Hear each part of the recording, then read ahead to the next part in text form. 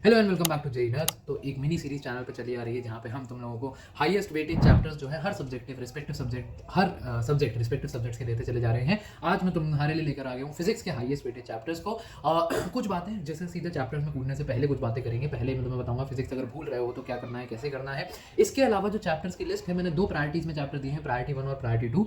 तुम्हें मैं ये एक डिस्क्लेमर दे दूँ पहले ही कि this list in no way is exhaustive, मतलब ये कंप्लीट नहीं है। फिजिक्स जेई मेंस की बहुत ज़्यादा ईजी है और मैं तुमको एनकरेज करूंगा कि 100 ऑन 100 एम करो, फिजिक्स में लाया जा सकता है। उससे क्या फ़ायदा रहता है, फिर उसके बाद तुम्हारा अगर तुम एम करो 99% तो 200 220 जो नंबर तुम्हें चाहिए, 120 नंबर फिर तुम्हें केमिस्ट्री और मैथ में मिला के चाहिए होंगे। जितना फिजिक्स में मैक्सिमम खींच सकते हो उतना खींच दो, ईजी है, डुएबल है। ठीक है, तो इसी के साथ अपन स्टार्ट करते हैं।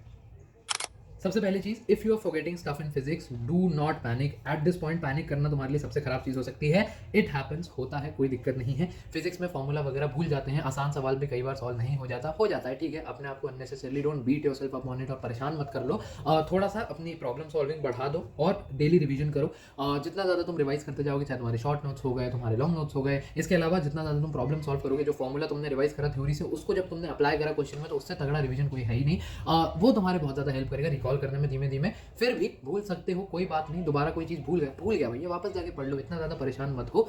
इस पॉइंट पे क्या है, इमोशंस बहुत हाई लो खेलते हैं, लगता है वो, इसलिए इक्विलिब्रियम पे रहने की कोशिश करनी है और पैनिक नहीं करना है, ठीक है। तो ये अब चैप्टर से पहले मुझे तुम्हें बात बतानी थी। अब अपन सीधे will dive into the chapters. हाँ, एक चीज़ और, पेपर लेवल एक्सपेक्टेड मैंने पहले बता दिया है, इसमें बहुत ज़्यादा गौर नहीं करूंगा, बट स्टिल जो मैंने तुम्हें शुरुआत में बात कही कि क्यों तुम्हें खींचना चाहिए, वो ये कि 75 से 80% जो पेपर है वो तुम्हारा इजी से मॉडरेट साइड पे रहता है। सवाल जो है फॉर्मूला ओरिएंटेड रहते हैं और सिर्फ 20% जो सवाल है वो नए आते हैं या थोड़े से टफर साइड पे रहते हैं। टफर में भी क्या है, थोड़ा न्यूमेरिक कैलकुलेशन डिफिकल्ट कर दिया, इस तरीके का काम कर दिया, वरना बहुत ज़्यादा डिफिकल्ट सवाल नहीं रहते हैं। फिजिक्स में जितना खींच सकते हो खींचने की कोशिश तुम लोगों को करनी है, ठीक है। सिलेबस कवरेज भी पूरा रखना है। अब आगे जो लिस्ट आने वाली है वो चैप्टर्स हैं कि अगर फिजिक्स में सब किसी की बर्बादी हो रही है बिल्कुल, तो वो प्रायोरिटी 1 और प्रायोरिटी 2 पे जाएगा। और अगर तुम्हारी फिजिक्स अच्छी खासी है तो तुम्हें एक गाइड मिल जाएगा कि इन चैप्टर्स को दोबारा प्रैक्टिस कर लो, इनकी ज़्यादा प्रैक्टिस कर लो, इन पर पकड़ बना लो, क्योंकि ये इंपॉर्टेंट है, ठीक है। तो सबसे पहले स्टार्ट करते हैं अपन प्रायोरिटी 1 चैप्टर से। 11 कुल चैप्टर्स है इसमें, जैसा तुम देख सकते हो। मैं तुम्हें बता देता हूँ किस किस तरीके से कौन से चैप्टर पढ़ने हैं। वापस आ जाए भाई, यस, ठीक है। तो सबसे पहले शुरुआत करेंगे मॉडर्न फिजिक्स से। जो बच्चे भी 12th में हैं उनका ये नहीं हुआ होगा, मॉडर्न फिजिक्स आने वाला होगा या कुछ बैचेस में जब स्टार्ट हो गया होगा। बहुत ज़्यादा इजी चैप्टर है। इसमें तुम्हारा एटॉमिक मॉडल आ गया, तुम्हारे न्यूक्लियर वगैरह पे बहुत सवाल आते हैं। रेडियो एक्टिविटी में मुझे थोड़ा शक है कि इस बार ये है या नहीं, बट वो क्या है, रेडियो एक्टिविटी को ना न्यूक्लियर के साथ पूछ लेता है, तो वो मोटा मोटा थोड़े से इसके फॉर्मूला पढ़ लोगे तो तुम बेहतर एडवांटेज पर रहोगे। फोटो इलेक्ट्रिक इफेक्ट भर के सवाल पूछता है इस पर, तो भैया इसको अच्छे से पकड़ बना लेना। मॉडर्न फिजिक्स तो ऐसा है कि हर साल मॉडर्न फिजिक्स से तुम्हारे 3 से 4 सवाल, मतलब समझ लो 12 के करीब नंबर जो है मॉडर्न फिजिक्स से पूछ रहा है। अथा इजी सवाल होते हैं, बहुत ज़्यादा इजी सवाल होते हैं। एटॉमिक स्ट्रक्चर, तुम बोहर एटम तुमने 11वीं में केमिस्ट्री में भी पढ़ा है, 12वीं में तुम इसमें भी पढ़ोगे। वही तो फॉर्मूला है, रेडियस का 13.6 होता है ना शायद, मैं भूल रहा हूँ थोड़ा सा, बट जो भी है, हाँ 13.6, वेलोसिटी का 2.18 शायद, ठीक है। तो यही सब फॉर्मूलाज का यहाँ भी एप्लीकेशन होता है, तुम्हारे 12 नंबर बन सकते हैं। बहुत ईजी है, मॉडर्न फिजिक्स में अच्छी पकड़ बना के रखनी है। इलेक्ट्रोस्टैटिक्स थोड़ा सा डिफिकल्ट साइड पर रहता है, बट अगेन इससे 1 से 2 सवाल तुम्हारा कैपेसिटर के साथ मिला के, कैपेसिटर भी होगा आगे लिस्ट में, पूछ लेता है।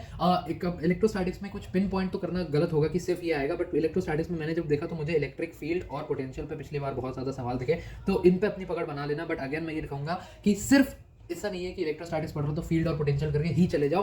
प्रायोरिटी 1 के जो चैप्टर्स हैं एटलीस्ट वो तो तुम्हें पूरे A to Z एक एक कंसेप्ट के साथ आने ही चाहिए, ठीक है। इसके बाद करंट इलेक्ट्रिसिटी, केसीएल, केवीएल, ये सब बहुत ज़्यादा इंपॉर्टेंट है, इस पर तुम्हारी पकड़ होनी चाहिए। इसमें न्यूमेरिकल सवाल बहुत ज़्यादा आते हैं। डायग्राम तुम्हें दे देगा, डायग्राम के बाद सवाल पूछ लेगा। थर्मोडायनेमिक्स एंड केटीजी, अगेन मैं कहूँगा इसमें कुछ सब टॉपिक्स एकदम नहीं है, क्योंकि पूरा चैप्टर तुम्हें आना चाहिए। प्रायोरिटी 1 चैप्टर है। थर्मोडायनेमिक्स एंड केटीजी दोनों अगर मिला लोगे तो इससे 2 सवाल तो मिनिमम मान के ही चलो तुम्हारे +8 नंबर इससे बन रहे होते हैं आराम से। इसकी इंपॉर्टेंस को अंडरमाइन मत करना। केटीजी में एक अगर तुम सब टॉपिक सुनना चाहो तो वेलोसिटीज जो है तुम्हारी, root mean square velocity, average velocity, most probable velocity, उस पर मुझे पिछले बार के 2-3 सवाल दिखे थे, वो मतलब एकदम मेरे दिमाग में चमका हुआ है कि हाँ इस पर सवाल मैंने देखे हैं अलग से, तो इसको जरूर कर लेना। इसके बाद ईएम वेव्स यहाँ इसलिए क्योंकि इससे एक सवाल तुम्हारा डेफिनेट है, और ये ना एक्चुअली लगभग नन इनपुट टाइप का चैप्टर है। मतलब आधे घंटे 1 घंटे में अगर तुम्हारे पास ढंग का रिसोर्स है या नोट्स है तो 1 घंटे में चैप्टर प्रैक्टिस सहित तुम खत्म कर सकते हो। तो 4 नंबर इसके फ्री के होते हैं, इसको बिल्कुल नहीं छोड़ना है।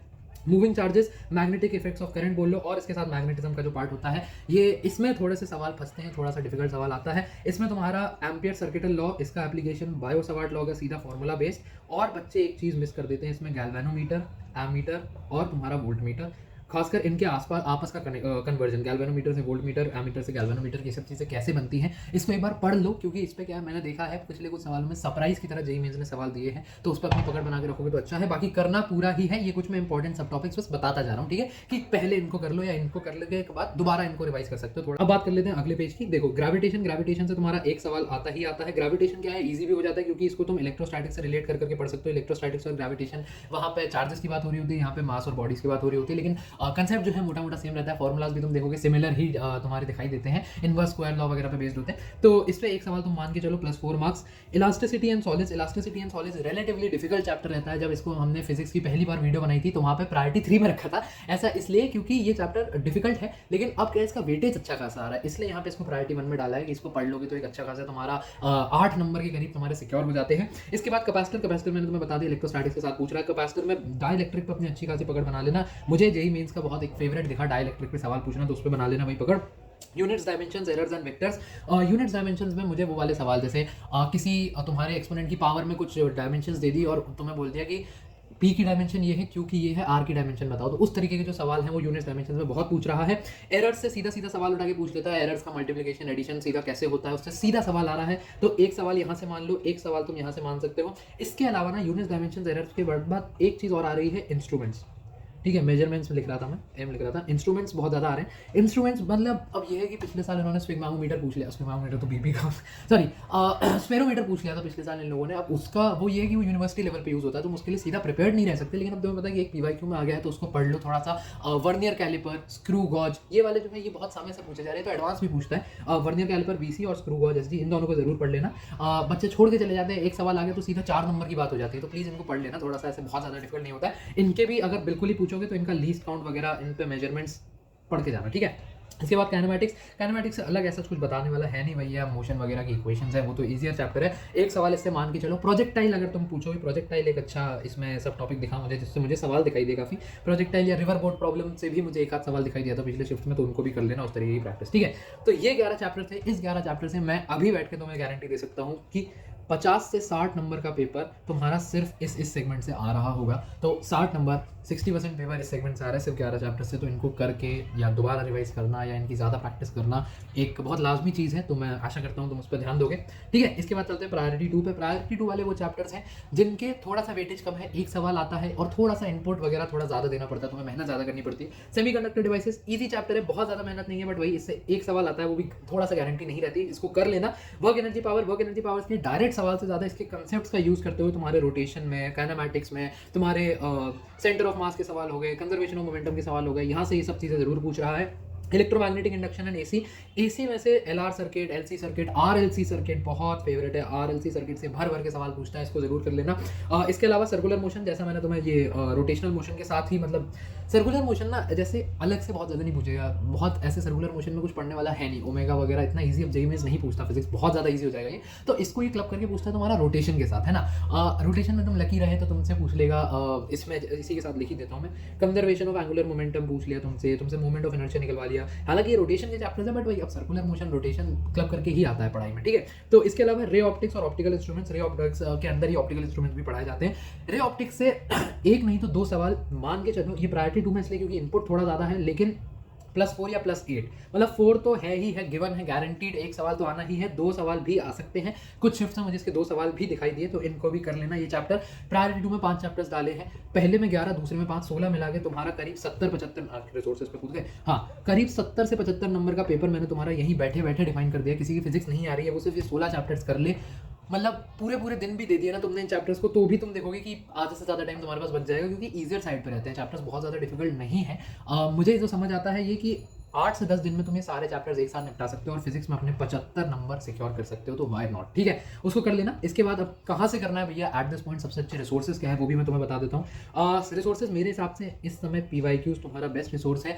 फिजिक्स में पीवाईक्यूज के ट्रेंड पे सवाल बनते हैं, सवाल पूछे जाते हैं, तो पीवाईक्यूज को इस समय अपना ऐसे बाइबल मान लो, ठीक है, उनको जरूर सॉल्व करो। एजुनीति चैनल मेरे टाइम पे कोई पेड प्रमोशन नहीं है, कोई बिल्कुल भी 1 रुपया कोई भी कुछ भी नहीं है, ठीक है, मत समझना ऐसा। एजुनीति चैनल पे मुझे पिछले साल बहुत ज़्यादा हेल्प हुई थी, इसलिए बता रहा हूँ। सबसे पहले तुम्हें चैप्टर वाइज पीवाईक्यूज निपटा लेने हैं, हर चैप्टर के जैसे 16 चैप्टर्स तुमने रिवाइज करें, उसके जस्ट बाद जाके उसकी पीवाईक्यूज निपटा लो। 2024 के पिछले साल के पीवाईक्यूज अगले साल के ट्रेंड के लिए सबसे बेस्ट रिसोर्स होता है, क्योंकि एक सिमिलर पैटर्न पे ही सवाल पूछा जाता है और पिछले साल का ही पैटर्न मिमिक करने की कोशिश की जाती है, ठीक है। थोड़ा सा चेंज आएगा, वो जो 10 चॉइस की जगह 5 चॉइस रहेगी, उससे बहुत ज़्यादा ड्रास्टिक चेंज नहीं, थोड़ा सा चेंज रहेगा।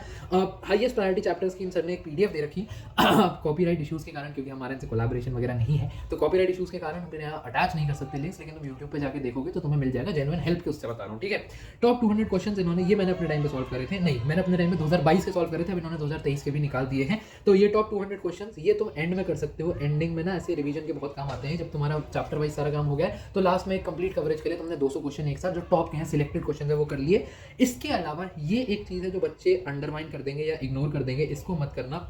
Theoretical questions JEE mains physics में अब पूछने लगा है, तुम्हारे 25 सवाल आ रहे हैं अगर, तो 25 में से कम 5-6 सवाल अब थ्योरेटिकल भी पूछे जाते हैं, और अगर तुमने ढंग से उसकी पढ़ाई नहीं करी है तो वो सवाल तुम नहीं बना सकते, या तो तुम्हें नॉलेज होगी या नहीं होगी वाला चीज़ होता है उसमें, ठीक है। तो थ्योरेटिकल क्वेश्चन की अगर तुम प्रैक्टिस कर लोगे, असर्शन रीजन को कैसे डील करा जाता है, क्या अप्रोच बनाई जाती है, तो तुम्हें फायदा करेगा। और आखिरी के दिन बिल्कुल ही मतलब पेपर से एक हफ्ता पहले इनकी 11th और 12th की फॉर्मुला रिवीजन सीरीज है, वो तो बहुत ही बढ़िया चीज़ है, मतलब उसको काफ़ी 4-5 साल हो गए अब, 4 कितने पता नहीं कुछ घंटों में उन्होंने पूरा ही सिलेबस करा रखा है फिजिक्स का, फटाफट रिवाइज करा रखा है, तो फॉर्मुला रिवीजन के लिए बहुत ज़्यादा है, सही है।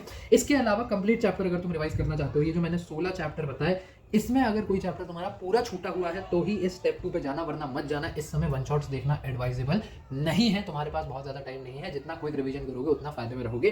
अगर इन 16 में से हालांकि कोई बचा हुआ है, क्योंकि उसका वेटेज ज़्यादा है तो उस पर टाइम देना वर्थ है, तो ही इस मंजिल सीरीज पे जाना। 2022 की मंजिल सीरीज जो है वो काफ़ी ज़्यादा यूजफुल है, मुझे काफ़ी अच्छी लगी थी, वहाँ से कंप्लीट चैप्टर तुम रिवाइज कर सकते हो। चैप्टर्स बता दिए, रिसोर्सेज बता दिए, पैनिक नहीं करना, ये सब भी बता दिया। अब तुम्हारे ऊपर है इस सारे रिसोर्स को तुम कैसे यूज़ करते हो, कितना अपने नंबर लेकर आते हो, बाकी पढ़ाई करते रहो। All the very best, good bye.